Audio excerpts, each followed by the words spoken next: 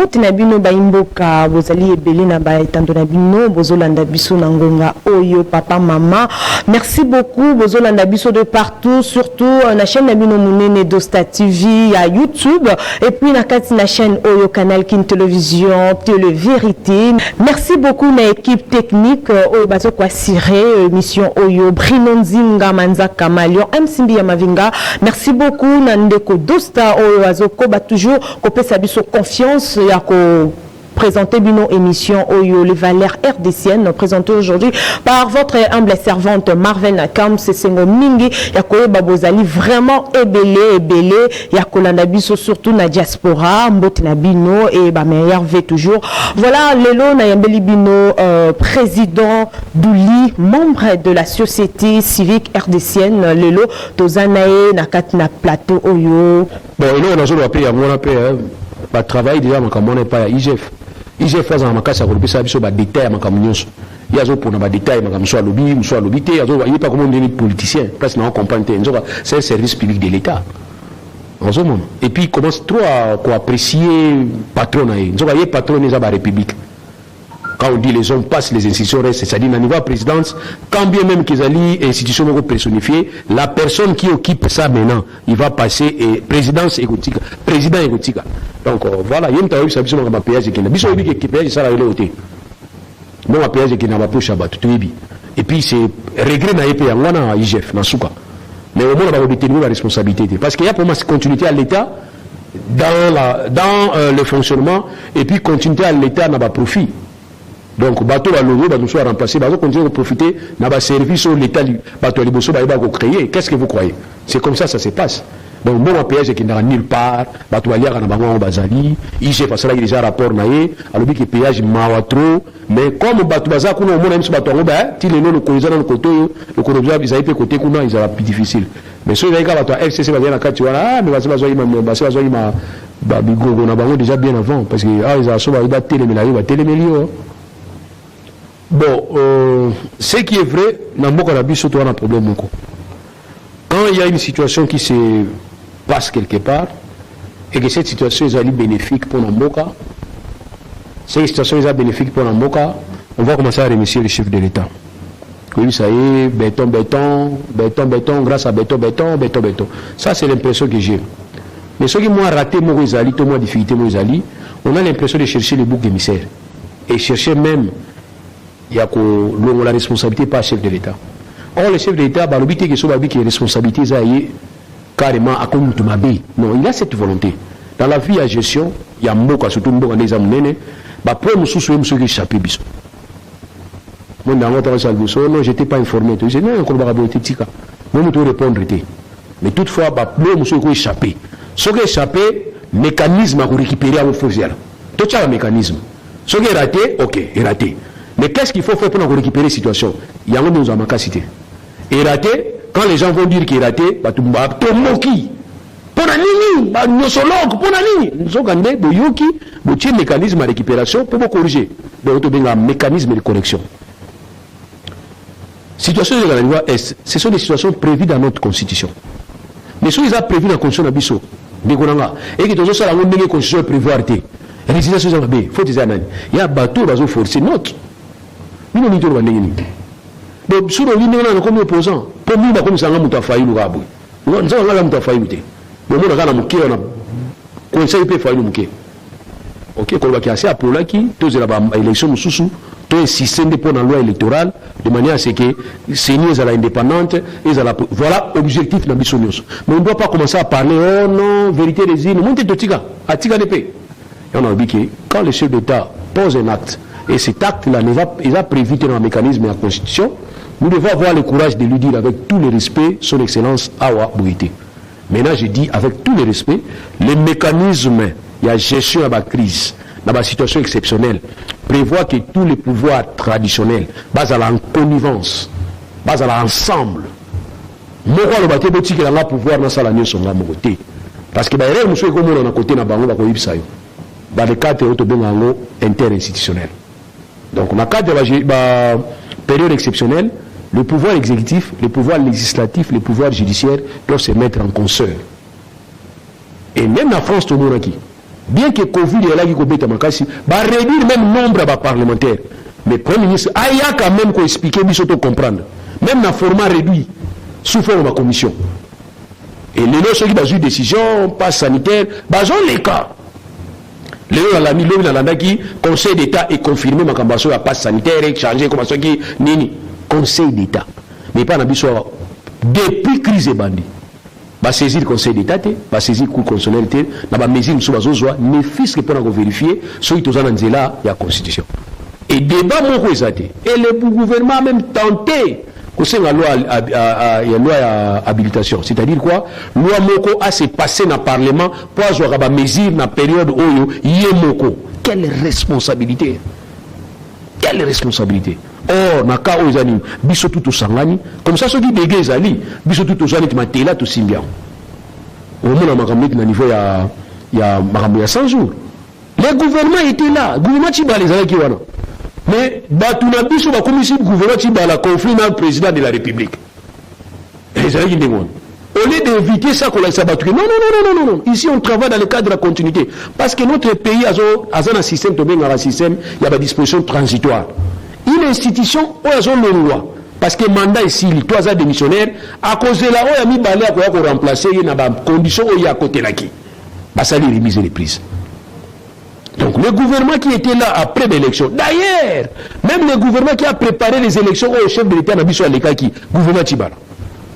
Quoi de plus normal, tant qu'on prêté serment, a continué dans transitoirement dans le gouvernement jusqu'à ce que le Parlement ait accepté le gouvernement au Yazolinga pour ça la remise des prises. Mais c'était cette période-là sans Yaki. Ils vont prendre les prérogatives à gouvernement, c'est pas il y a Vital Kamere. En dehors du contexte, en dehors du texte. Vous comprenez? Alors, l'Europe n'est pas. Il faut prendre des dispositions pour le Est. Il faut parler dans le gouvernement. Et je n'ai pas apprécié quand le chef d'État avait dit qu'il y a un problème de pilotage. Non!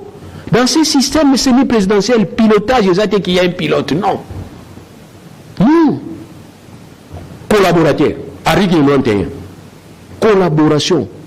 Les pilotes, il y a qui dans temps de Mobutu. Dans la Constitution à Calavan 2006. Mais il y a une collaboration. C'est-à-dire qu'il faut tout s'engagner, tout le idée. Dans le Conseil des ministres. C'est ainsi que je veux étonner, le ministre il y a ici va prendre une grande décision. Premier ministre, directeur de la cabinet, Premier ministre à suspendre. Tout ça, ça prouve que les discussions sont atteignées. Or, il faut qu'il y ait des discussions dans le Conseil des ministres. Les grandes décisions pareilles ne peuvent pas se prendre dans le cabinet à la ministre. Non. Ce qui proposition les alliés, dans le Conseil des ministres, on débat. Et tant que le Conseil des ministres a entendu. Donc ça prouve que cette décision est le cas qui est la discussion. On se remet, on fait des gars, de côté. Vous allez remarquer que nous avons sanction en haut. Mais tant que côté qui c'est autant que vous comprenez que comment il est moins retard, comment il est moins perte pour la régulation du Congo parce que tout sommet va bisser, mais tout sommet, tout loi qui est moins piscine, va bisser la raton le PC bisomoro. Quelqu'un va répondre. Mais nous allons répondre à ça, président de la République. Pourquoi on est dans le système belge? Le roi a signé, arrêté, à tes amabés, c'est les ministres à secteur qu'il faut répondre. Ça, c'est plus normal. Bon, il faut évaluer. Moi, je ne peux pas dire que c'est fiasco, bien ça récite tant qu'il va évaluer. On va évaluer, on va se faire place pour évaluer. Moi, je ne sais pas. Mais toutefois, la société civile les a pris sur place. On va prendre un membre de la société civile. Quand ils nous rapportent que Thierry, ils ont continué, ils ont continué, et qu'il faudrait qu'on soit moins avancé, il faudrait qu'ils tout compter dans la troupe ougandaise. Donc on parle, il y a avancé dans l'eau, et puis tu vas dire qu'on nous va au pays. Tata Mwanga, on peut s'abler à l'eau, pas à Bisso. Là, il tata à Bisso à côté, on a d'autres fiers. Ah, bah, bazolia, ils ont eu ta wapi. Donc, il y a un avis que pour moi, il y a un problème au niveau de la situation. Parce qu'on met les mesures provisoires. La mesure provisoire exceptionnelle. Et ça peut être temporel. Et ça va libérer la tête. Il y a toujours toujours qui est d'accord. Mais quand vous demandez l'évaluation, vous dites jaloux, évaluer comme ça, bon, ceux qui ont la direction. Si ça va, ça va. Si ça ne va pas, on prend d'autres dispositions. Mais on peut prendre des dispositions qui sont bateau basé ensemble. On va constituer un système de réunion interinstitutionnelle pour permettre Bissot, tous à la rater. C'est ainsi qu'on peut même concerner au niveau de 3 pouvoirs, 3 juridictions, la haute juridiction. Tu vois? Donc, la haute juridiction, il faudrait que la juridiction soit la même réunion hebdomadaire, même mensuelle. Sous l'encadrement, n'est-ce pas, il y a l'institution du ministère de la justice, le président de la République. Il n'y a pas de juridiction, il y a réduire l'angle. Dans exemple, la Cour de cassation, la Cour constitutionnelle, et puis le Conseil d'État. Parce que quand les statuts ont scindé en haut, ce n'était pas qu'on a scindé en haut. Non. Mais pour ça, en harmonie, et puis c'est l'héritier dans le domaine de compétence. Vous avez remarqué pour ma Cour constitutionnelle, pour ma Conseil d'État, ça pose problème, dans le Congrès central, ça c'est la honte. Quand nos grandes cours, au niveau du colo, on se contredit, qu'est-ce que je vais apprendre? Apparemment, c'est comme si divergence dans la raison de ça commence à déranger. Ça doit déranger. Bon, le petit peuple. Pour moi, on va mettre les années, nous allons expliquer. Pour moi, voilà. Les faits précèdent les droits. 10 ans passés, ils allaient quitter. Ok? Je peux me dire même 5 ans passés, je ne sais pas si je peux m'abuser. Mais à 10 ans passés, ils allaient quitter. Donc, on ne pouvait pas légiférer par rapport à comportement de se comporter 10 ans passés. On ne peut le faire que par rapport à l'expérience autonome dans Moussala Otosala. Nos frères Wewa. Tant que Nzela Boy et pas baroulage. Ils ont été car fait tellement. Na ba Wewa fait pour tellement. Bon, partout nos alliés wana, so roulage à Kangi Boy. Il faudrait que bino boza côté yo. Boza la ba Wewa, boza la ba remorque, boza la ba avion, faut pas tellement kuna. Mais je constate que tant roulage à Kangaboy, tout fait rouge Kangaboy, Wewa kanisi ki yeti. Mais il n'y a pas fallu que nous avons un embouteillage. Aoleka.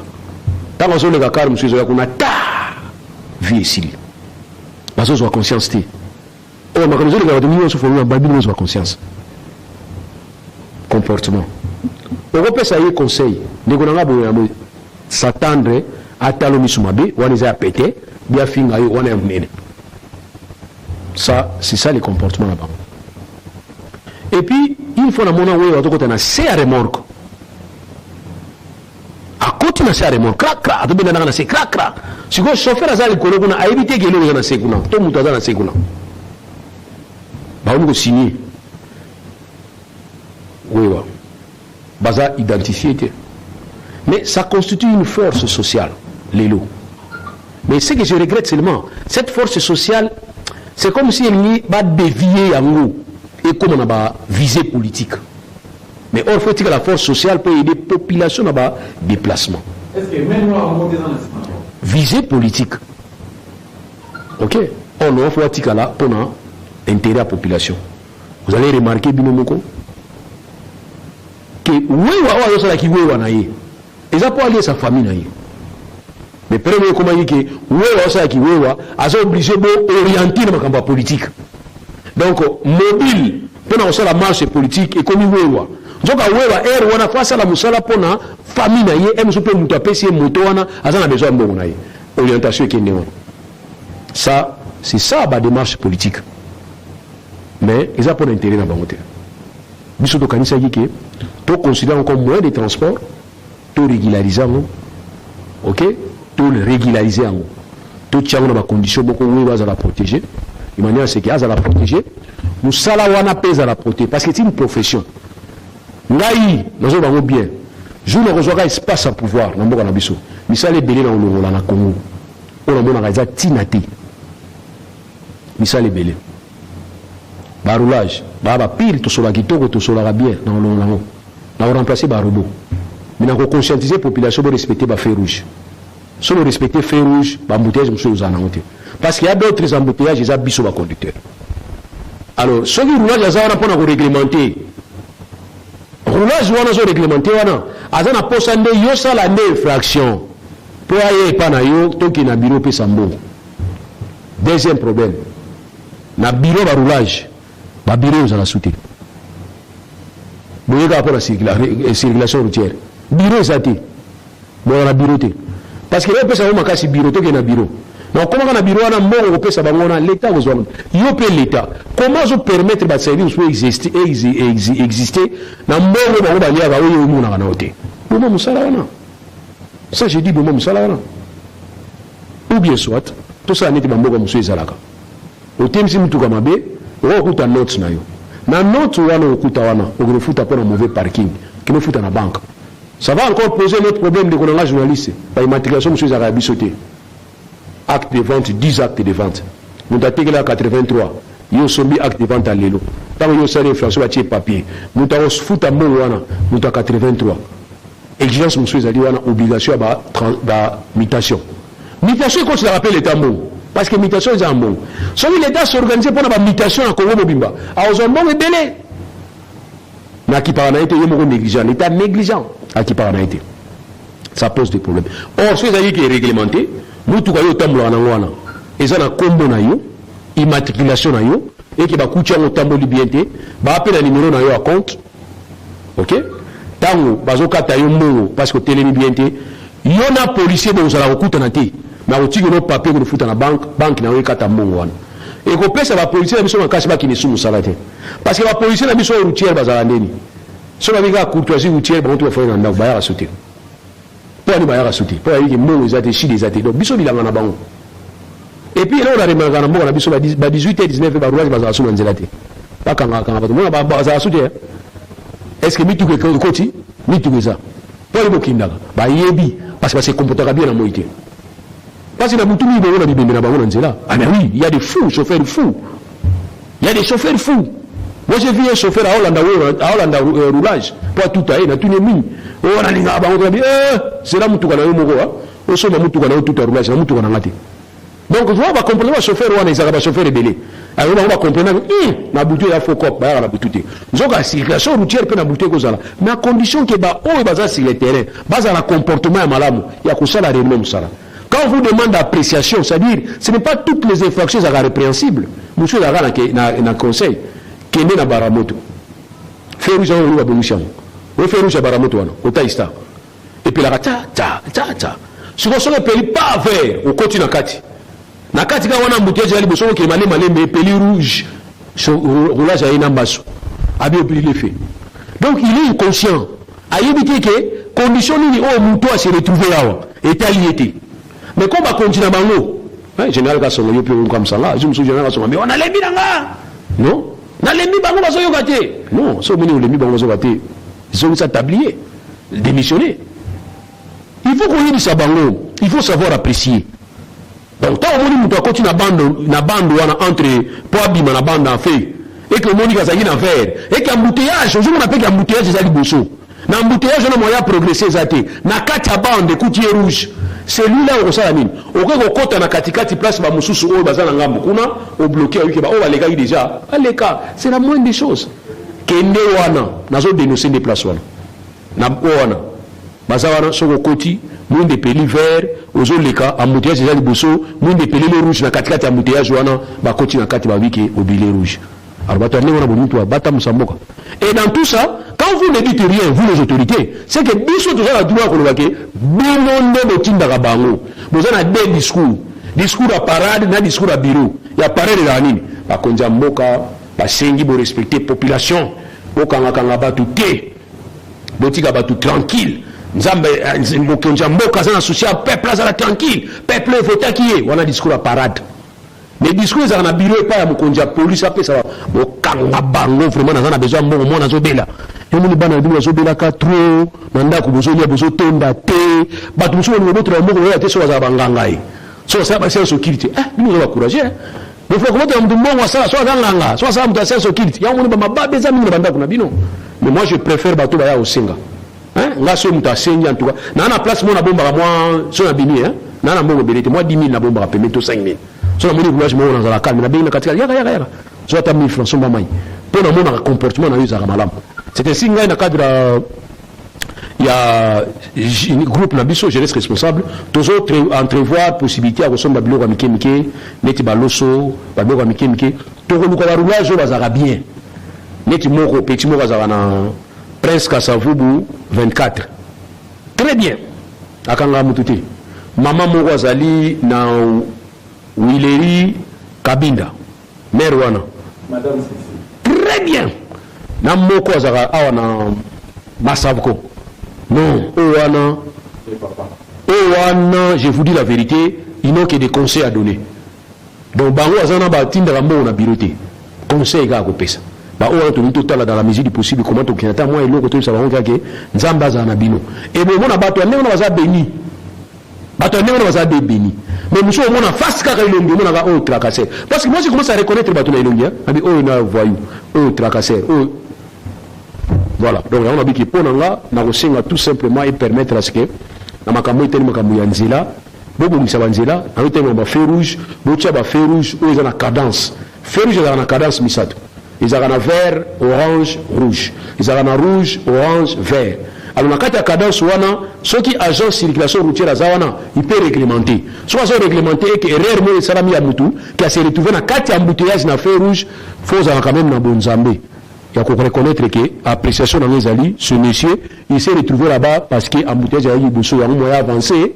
ils étaient pas là-bas ils ont année donc je dénonce encore au niveau il y a place wana babenga ngo soki nini soki on a trouvé tout à l'heure liboso esta wana feu rouge eza wana et puis kasongo diminuer bato na ba poste ya ba police to wana besoin bato ya ba policier na minduki mais na ba poste ya ba PCR to moni bato belé donc c'est que cop ezo futa bien un mot ko yebisa bango que bon comprendre place na zalaka na ba question na zwaka c'est pas facile à quelque part un journaliste comme résistant donc la question mususu na ko pesa kwa poser on a résistance na répondre on a résistance mususu a poser on a résistance na ko modérer yango mususu pe na ko éviter na yango po na lingi problème te. Voilà, merci beaucoup Nabino Nyonso Bandeko Bayimboka Obozalaki Ebele ya kolanda émission Nabino les valeurs RDCiennes lelo tozalaki vraiment na invité Nabino président Douli Oazali membre ya société civique RDCienne lelo vraiment zalaki et c'est mingi ya ko partager naye plateau Nabiso. Voilà tozo continuer toujours ko souhaiter bongo ye nani le journaliste résistant à Dosta Kimbanzia. Il est toujours en convalescence. Vraiment, bon rétablissement. Naye Bisiko Azali Kolanda Bisunangonga Oyo. Quant à moi, la vôtre, humble servante Marvin Nakams, Monibino Bongo, Mukolo, Mususu.